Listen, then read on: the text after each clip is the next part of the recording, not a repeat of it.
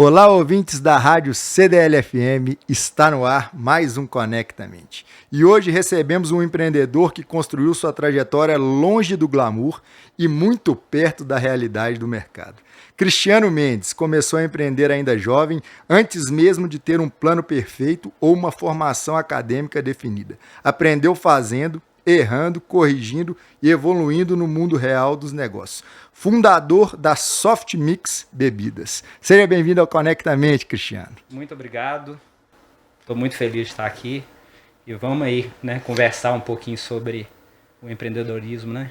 Bora lá, então, conta pra gente o seu início.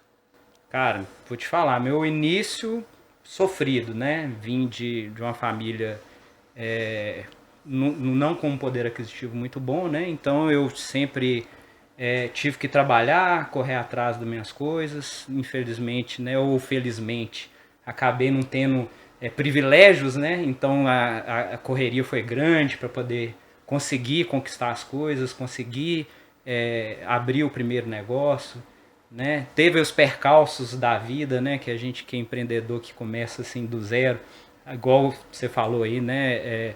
Aprendendo com os erros, né? Então foi um problema muito grande isso, né? Porque a gente aprende com os erros e é bom a gente aprender com os erros dos outros, mas como eu não tive oportunidade para aprender dos outros, eu acabei, né, aprendendo com os meus erros. E aí a gente vai trabalhando, construindo, aos poucos vai evoluindo e com o tempo a gente foi chegando, né, no eixo.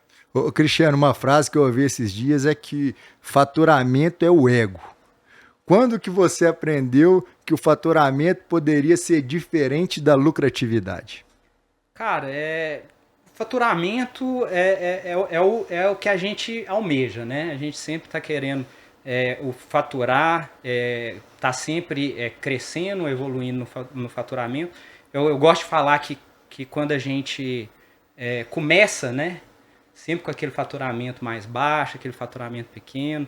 A gente ainda não sabe ao certo o quanto a gente fatura. Quando a gente inicia no empreendedorismo é sempre assim, né? Então a gente vai aqueles trancos e barrancos e demorou um pouco, né, para poder almejar né, o faturamento alto. Ainda estou na caminhada, ainda não cheguei lá, mas agora eu estou mais tranquilo, mais sólido, mais consciente. Com a idade e com os erros a gente vai aprendendo.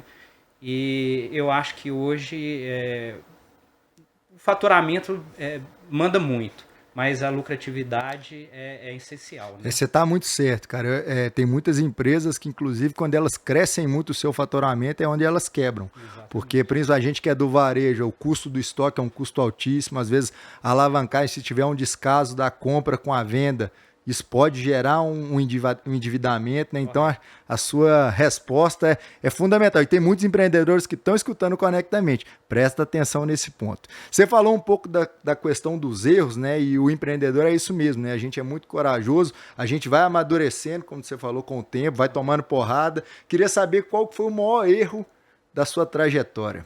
Cara, nossa senhora. Eu tive muitos erros, né, ao longo dessa jornada aí.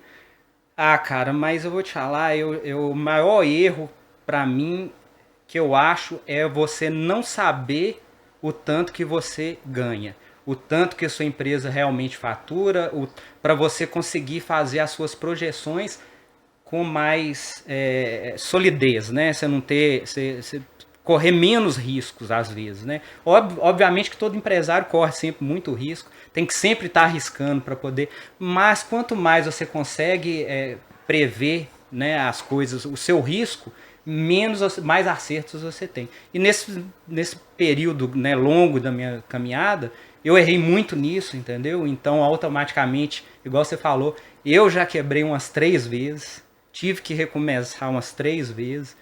Então, assim, para mim o maior erro é esse, é você, às vezes, igual você falou, querer trocar os pés pelas mãos, né? Às vezes crescer demais sem ter Dar um passo maior que a maior que as perna. pernas, entendeu? Então, acho que esse é o maior erro. É querer, às vezes, você não tá nem solidificado numa coisa, você querer ir para outra e acaba as duas coisas desmoronando. Então, acho que esse para mim foi o maior erro. não conseguir dar um passo maior do que as pernas, né? Não conseguir prever, e aí na hora que você chega ali na frente, você já está num buraco um pouco fundo e fica um pouco complicado sair. Mas aí acontece, né? Você aprende, vai acostumando com a pressão, você né? aprende, né? Sacode a poeira, começa do zero, tudo de novo, dessa vez com mais assertividade, e aí aos poucos a gente vai crescendo e evoluindo. Porque, igual eu te falei, né? Todo empreendedor que vem do zero, vem de baixo, não tem capital para poder trabalhar, igual milhares de empreendedores aqui no Brasil, né? Que não tem apoio nenhum financeiro, né? Então a gente tem que ir aprendendo na raça mesmo, que eu vou te falar, às vezes nenhuma faculdade ensina, e tanto que a gente que ensina o mercado, que ensina a trajetória mesmo, a experiência.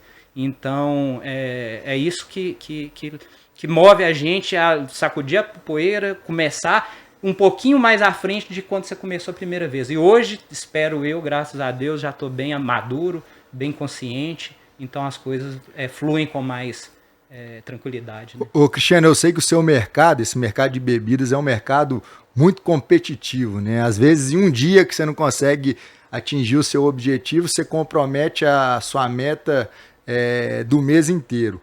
E ele também tem um casamento de 3 itens, né? Margem, giro e logística. Os 3 caminham juntos. Dentro desses 3 pilares, qual que é o que mais pode comprometer e quebrar um negócio? Cara, eu acho que no meu caso, a questão de... Cara, esses 3 é muito importante, obviamente, né? Mas eu acho que estoque é uma coisa que não pode faltar, não pode deixar de atender o cliente com o que ele precisa. No caso de bebida, tem que tomar muito cuidado, porque bebida, às vezes, é um pouco sazonal, entendeu? Então, assim, também não dá para a gente poder fazer um estoque muito grande de um certo produto, porque às vezes ele vende um certo período, outro período não vende mais. Hoje a gente está tendo um problema, não é um problema assim, entre aspas, né? Cada dia que passa parece que assim, inclusive a geração Z, né, que eles chamam hoje de geração Z, tá consumindo menos bebida alcoólica, então tá tendo essa mudança, então a gente tem que ficar sempre prestando atenção no mercado, o que está acontecendo.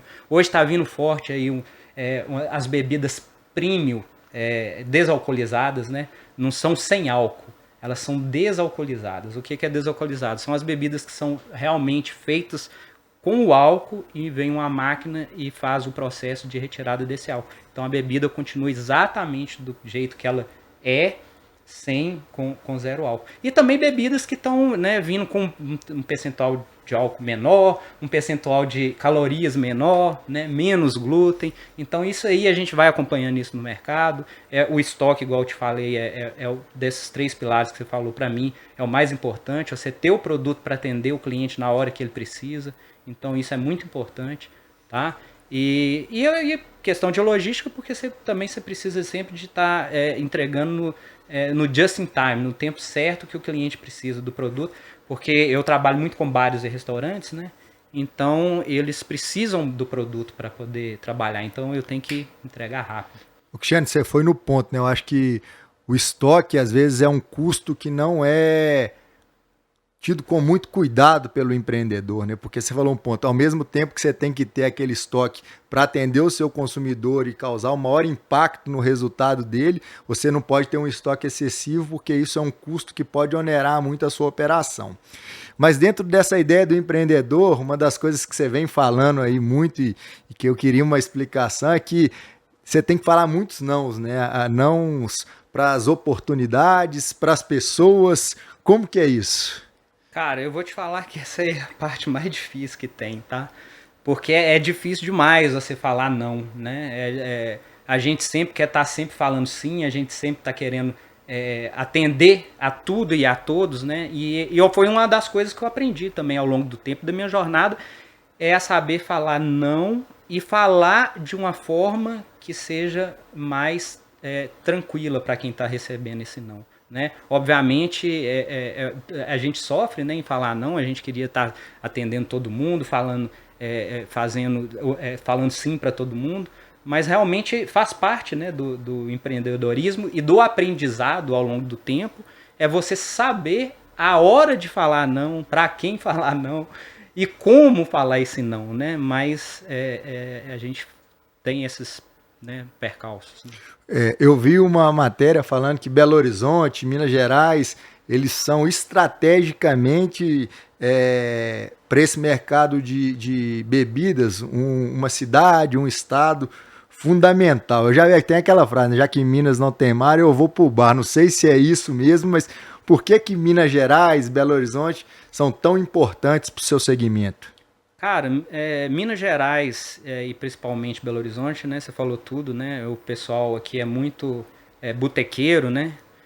Apesar de assim não ser tão meu foco o boteco em si, porque o mineiro é muito cervejeiro, né? Então é um produto que eu não trabalho, eu trabalho mais com a linha mais premium, vinhos, né? Espumantes, licores, uísques, tequilas, vodkas, essa parte de bebida quente. Mas é o que eu te falo, o mineiro, eles, todo lugar que vai, todo lugar que fora do estado, ele já é visto como botequeiro, né? O mineiro gosta de comemorar, o mineiro gosta de beber, gosta de confraternizar, gosta de ir pro bar. E no caso, né, beber a sua cervejinha, seu drink, né? Hoje em dia é o que mais cresceu dentro dos bares e restaurantes, foram os drinks, né? O mercado, a área de drink hoje, a coquetelaria, né?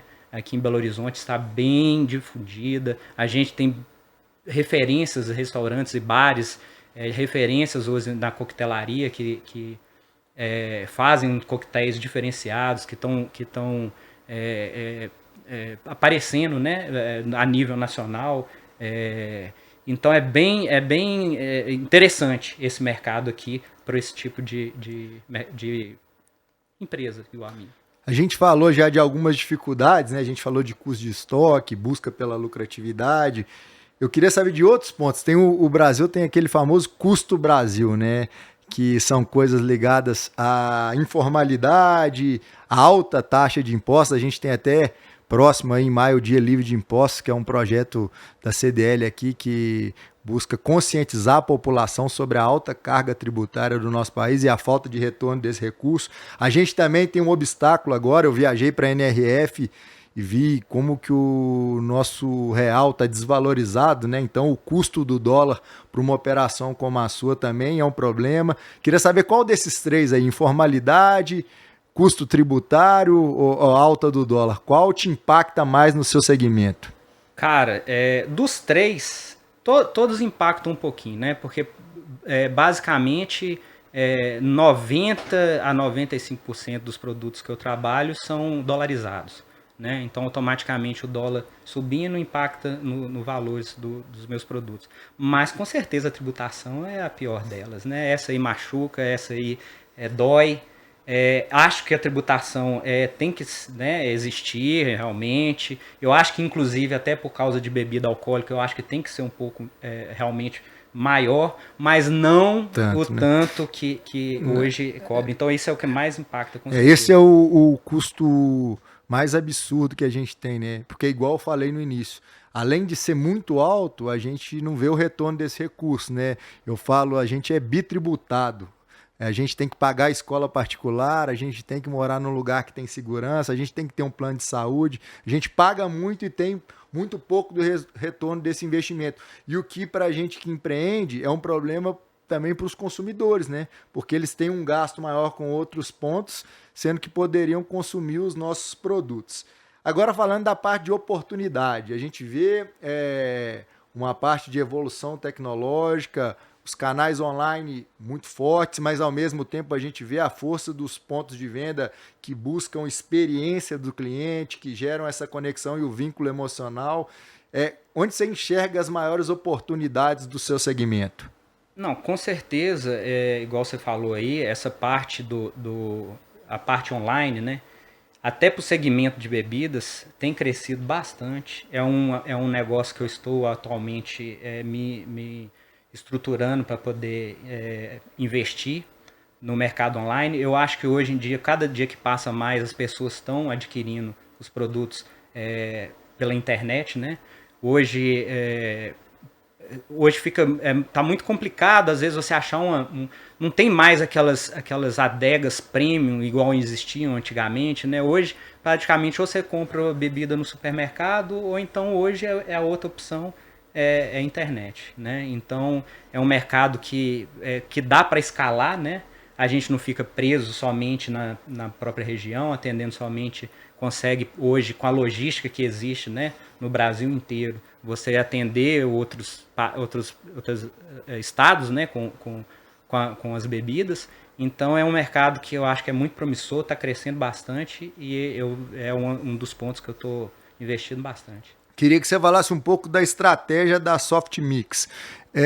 Você pontuou alguns desafios, né? Tem essa questão das novas gerações reduzindo o consumo de bebida alcoólica. Ao mesmo tempo também a gente vê uma experiência das marcas, né? Dentro desses produtos onde as pessoas consomem de uma maneira que gere uma experiência para elas também. Qual caminho você vai buscar e como que você enxerga o futuro do seu negócio? Cara, eu enxergo o futuro cada dia que passa as pessoas consumindo menos álcool, mas consumindo bebidas de melhor qualidade. Então é nisso que eu atualmente penso, foco, são as pessoas bebendo menos, mas mais pessoas consumindo moderadamente, que no final das contas acaba equilibrando, né? A gente antigamente, até te falando, né, a gente um pouco mais de uma geração anterior, né? Então a gente às vezes bebia sem pensar no dia do amanhã, né? Então a gente consumia excessivamente o álcool. Então eu acho que hoje o pessoal está bebendo menos, mas automaticamente a população está melhorando o poder aquisitivo, mais pessoas estão tendo acesso a bebidas melhores e automaticamente eu acho que isso acaba equilibrando, né? O consumo menor por pessoa, mas mais pessoas consumindo menos, né? Então eu tô apostando muito nisso, bebidas com pouco teor alcoólico, desalcoolizadas, bebidas que estão com menos álcool e também bebidas de melhor qualidade, né? Ô Cristiano, o Paulo Leite não veio, mas ele mandou uma pergunta aqui para você, ó. Se você pudesse dar um conselho direto e honesto para quem romantiza o empreendedorismo, qual seria a verdade que poucos gostariam de ouvir? Cara, o empreendedorismo no Brasil é um desafio muito grande, né? Então a gente tem que ter uma cabeça muito boa e eu acho que o mais complicado é você ter o sangue frio para atrasar os boletos.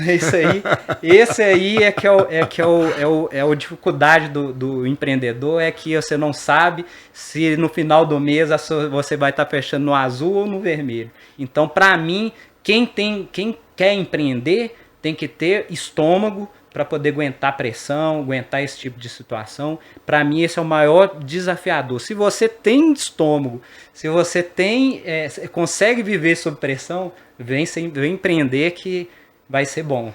Tem que ser resiliente, Tem que ser né? resiliente. Cristiano Mendes, da Soft Mix Bebidas, obrigado pela sua participação aqui. A gente fica te devendo uma nova entrevista que o Paulo Leite vai ter que participar. Ele furou com a gente hoje, mas a gente espera ele aqui. Tudo bem. Vai ter outras oportunidades, com certeza. Ó, obrigado, ouvinte da Rádio CDL-FM. O Conectamente chegou ao final. Para você que quer fazer elogio para o Fernando, crítica para o Paulo Leite, conectamente@cdlbh.com.br. Até a próxima. Valeu!